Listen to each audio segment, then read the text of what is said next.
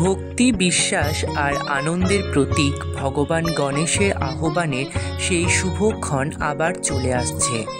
ভগবান গণপতি হলেন বিঘ্ননাশক, জ্ঞানের দেবতা এবং সমৃদ্ধির প্রতীক। তাই তার আগমনের দিনটিকে আমরা ভক্তিভরে পালন করলে জীবনে প্রতিটি বাধা দূর হয় আর সুখ শান্তি নেমে আসে সংসারে।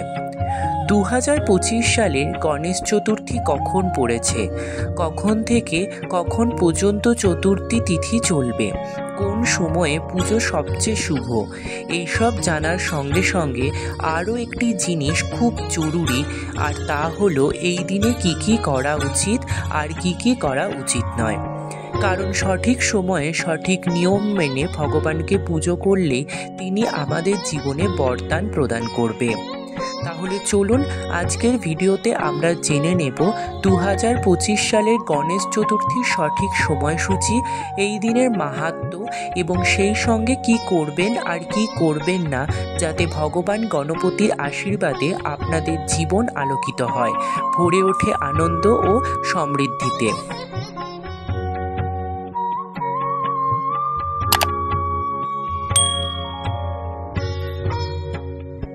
নমস্কার বন্ধুরা, আমি শুভজিৎ আপনাদের সকলকে স্বাগত জানাই শুভ ঠাকুরবাড়ির আরও একটি নতুন পর্বে। সবার প্রথমেই আমরা জেনে নেব 2025 সালে গণেশ চতুর্থীর সঠিক সময়সূচি পঞ্জিকা মতে। চতুর্থী তিথি শুরু হচ্ছে 26শে অগস্ট 2025, বাংলার 9ই ভাদ্র 1432, মঙ্গলবার দিবা 12টা 53 গতে। চতুর্থী তিথি সমাপ্ত হচ্ছে 27শে অগস্ট 2025, বাংলার 10ই ভাদ্র 1432, দিবা 2:20 মধ্যে।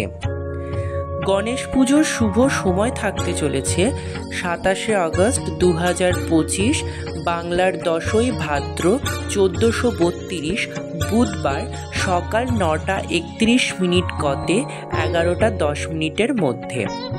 এবং গণেশ প্রতিমা নিরঞ্জনের সঠিক সময় আর দিন থাকতে চলেছে 6ই সেপ্টেম্বর 2025, বাংলার 20শে ভাদ্র 1432, শনিবার দুপুর 2:56 থেকে বিকেল 4:35 মধ্যে।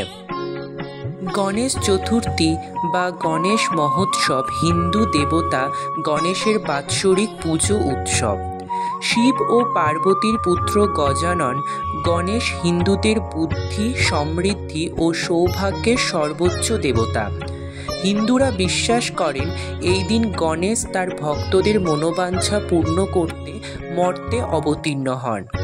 সংস্কৃত, কন্নড়, তামিল ও তেলেগু ভাষায় এই উৎসব বিনায়ক চতুর্থী বা বিনায়ক চবিথি নামেও পরিচিত। কঙ্কনি ভাষায় এই উৎসবের নাম চবথ। অন্যদিকে নেপালি ভাষায় এই উৎসবকে বলে চোথা। সিদ্ধিদাতা গণেশের জন্মোৎসব রূপে পালিত হয় এই উৎসব।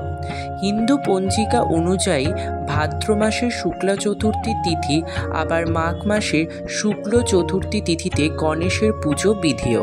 10 দিনব্যাপী গণেশ উৎসবের সমাপ্তি হয় অনন্ত চতুর্দশীর দিন। ভাদ্রপদ শুক্লপক্ষ চতুর্থী মধ্যাহ্নব্যাপিনী পূর্বাবিদ্ধ এই পুজোর প্রশস্ত সময়। চতুর্থী 2 দিনে পড়লে পূর্ব দিনে পুজো অনুষ্ঠিত হয়। এমনকি দ্বিতীয় দিন মধ্যাহ্নে সম্পূর্ণ সময় চতুর্থী বিদ্যমান হলেও পূর্ব দিন মধ্যাহ্নে 1 ঘটিকার জন্য যদি চতুর্থী বিদ্যমান থাকে তবে পূর্ব দিনেই গণেশ পুজো হয়। গণেশ পুজো ভারতের সর্বত্র অনুষ্ঠিত হলেও এই উৎসব মহারাষ্ট্র, কর্ণাটক, কেরল, তেলেঙ্গানা, অন্ধ্রপ্রদেশ, তামিলনাড়ু ও গোয়া রাজ্যে বিশেষ উৎসাহ উদ্দীপনার সঙ্গে পালিত হয়। ভারতের বাইরে নেপালে এই উৎসব মহা সমারোহে পালিত হয়। শ্রীলঙ্কায় তামিলনাড়ু হিন্দুরাও এই উৎসব পালন করে থাকে। পুরাণ অনুসারে গণেশের সৃষ্টি দেবী পার্বতী করেছিলেন এবং তার দরজা পাহারা দিতে গণেশকে নির্দেশ দিয়েছিলেন পার্বতী। শিব গৃহে ফিরলে পার্বতীর ঘরে ঢুকতে গেলে গণেশ তাকে বাধা দেন। এই ছোট্ট ছেলের এত আস্পর্ধা দেখে শিব রেগে যান। শিবের সঙ্গে গণেশের যুদ্ধও হয়। রাগের মাথায় শিব মাথা কেটে ফেলেন গণেশের। গণেশের মুণ্ডহীন দেহ দেখে পার্বতী কান্নায় ভেঙে পড়েন। তার সন্তানকে ফিরিয়ে দিতে বলেন শিবকে। শিব তখন অন্য দেবতাদের নির্দেশ দেন উত্তর দিক দিয়ে যার মাথা আগে দেখতে পাবে সেই মাথায় কেটে নিয়ে আসবে। দেবতারা প্রথমেই একটি হাতি দেখতে পেয়ে তার মাথা কেটে নিয়ে আসে। সেই হাতির মাথাটি গণেশের দেহে বসিয়ে দেন শিব। তখন থেকেই তিনি গজানন এবং তিনি এভাবেই পূজিত হন। বিপত্তিনাশক, সিদ্ধিদাতা, জ্ঞান ও বুদ্ধির দেবতা শ্রী গণেশ। হিন্দু ধর্মে প্রতিটি শুভ কর্মে শুরু হয় তার নাম জপ দিয়ে। তাই গণেশ চতুর্থীর দিনে যদি আমরা বাড়িতে গণপতি বাপ্পার পুজো করি তাহলে জীবনে অশেষ উপকার পাওয়া যায়। তাই আজকের এই ভিডিওতে আমরা জানব গণেশ চতুর্থীর পুজো বাড়িতে করলে কি লাভ হয়। বাধা দূর হয়। শ্রী গণেশকে বলা হয় বিঘ্নহর্তা, অর্থাৎ যিনি জীবনের সমস্ত বাধা ও প্রতিবন্ধকতা দূর করেন। বাড়িতে গণেশ পুজো করলে সংসার, শিক্ষা, ব্যবসা বা কর্মক্ষেত্রের জটিল সমস্যাগুলি সহজে কেটে যায়। জ্ঞান ও বুদ্ধির বৃদ্ধি। ছাত্রছাত্রীদের জন্য গণেশ পুজো অত্যন্ত ফলদায়ক। বলা হয় নিয়মিত গণপতি বাপ্পার ধ্যান ও পুজো করলে স্মরণশক্তি বাড়ে, মনোসংযোগ বৃদ্ধি পায় এবং পড়াশোনায় সাফল্য আসে। ধন সম্পদ ও সমৃদ্ধি লাভ। লক্ষ্মী দেবীর মতো গণেশকেও ধন ও ঐশ্বর্যের প্রতীক ধরা হয়। বাড়িতে চতুর্থীর পুজো করলে গৃহস্থলিতে আর্থিক উন্নতি, ব্যবসার বৃদ্ধি এবং অন্নবস্ত্রের অভাব থাকে না। পারিবারিক শান্তি ও সৌহার্দ্য। গণেশ পুজো করলে পরিবারের মধ্যে অশান্তি, কলহ, মনোমালিন্য কমে যায়। স্বামী স্ত্রী, বাবা মা ও সন্তানের সম্পর্ক সুমধুর হয়। সংসারে শান্তি, প্রেম ও সৌহার্দ্য বজায় থাকে। স্বাস্থ্য ও দীর্ঘায়ু লাভ। বিশ্বাস করা হয় যে গণপতি বাপ্পার পুজো করলে রোগ ব্যাধি থেকে মুক্ত পাওয়া যায় এবং পরিবারের সকল সদস্য সুস্থ সবল থাকেন। কর্মজীবনে সাফল্য। কর্মক্ষেত্রে উন্নতি, নতুন সুযোগ, প্রমোশন ও সম্মান অর্জনে গণপতি পুজো আশীর্বাদ স্বরূপ। যারা নতুন কাজ শুরু করেন তারা যদি গণেশ চতুর্থীর পুজো করেন সফলতা দ্রুত আসে। আধ্যাত্মিক উন্নতি।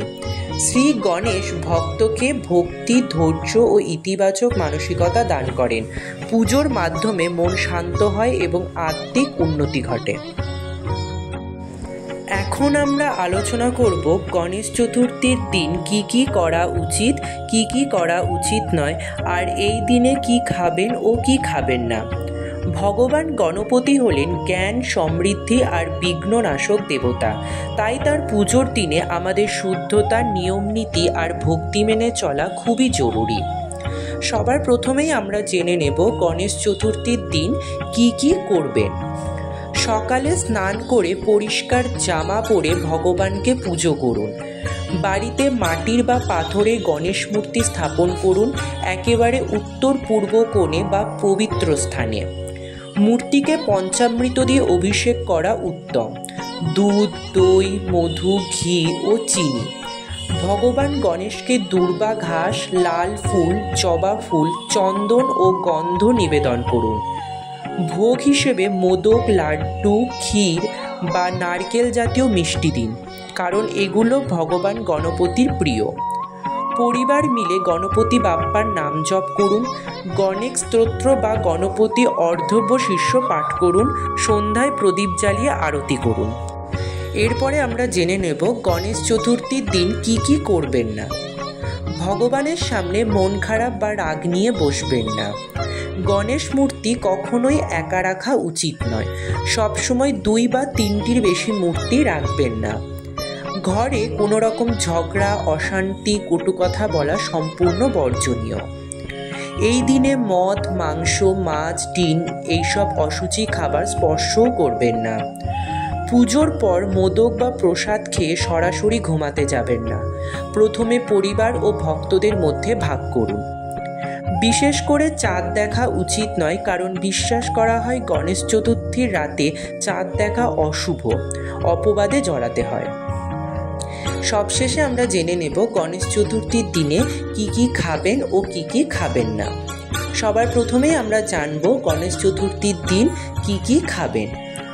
ভগবানের প্রসাদ হিসেবে মোদক, নারকেল নাড়ু, ক্ষীর, পায়েস খাওয়া সবচেয়ে শুভ। ভক্তরা এই দিনে সাধারণত সাত্ত্বিক খাবার গ্রহণ করেন, যেমন খিচুড়ি, পুরি আলুর তরকারি, ফল, দুধ, দই, মিষ্টি ইত্যাদি।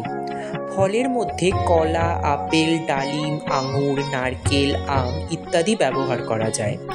প্রসাদের অংশ হিসেবে পান সুপারিও শুভ বলে মনে করা হয়। এরপরে জানব গণেশ চতুর্থীর দিনে কি কি খাবেন না। কোনোভাবে মাছ, মাংস, ডিম, রসুন, পেঁয়াজ খাবেন না। চাঁদের নিষেধাজ্ঞার কারণে রাত্রে দই ও চাল জাতীয় খাবার এড়িয়ে চলতে বলা হয়। ঝাল, মশলাদার, তেলে ভাজা খাবার কম খাওয়াই শ্রেয়। বাইরের খাবার বা হোটেলের খাবার এড়িয়ে চলুন, বাড়িতে রান্না করা নিরামিষ খাবারই গ্রহণ করুন। গণেশ চতুর্থীর সঠিক সময়ে ভগবানকে পুজো করলে জীবনে আসে সমৃদ্ধি, শান্তি আর বাধা দূর হয়। তবে শুধু সময় মেনে পুজো করলেই হবে না, আমাদের আচরণ, চিন্তা আর ভক্তি ভগবানের কাছে সবচেয়ে বড় অর্ঘ্য। তাই আসুন আমরা সকলেই নিয়ম মেনে পুজো করি, কি করা উচিত আর কি করা উচিত নয় তা মেনে চলি এবং হৃদয়ের অন্তর থেকে ভগবান গণপতির কাছে প্রার্থনা করি তিনি যেন আমাদের জীবন থেকে সব বিঘ্ন দূর করে জ্ঞান, ভক্তি ও সুখ শান্তি দান করেন। गणपति बाप्पा मोरिया, अगले बरस तो जल्दी आना।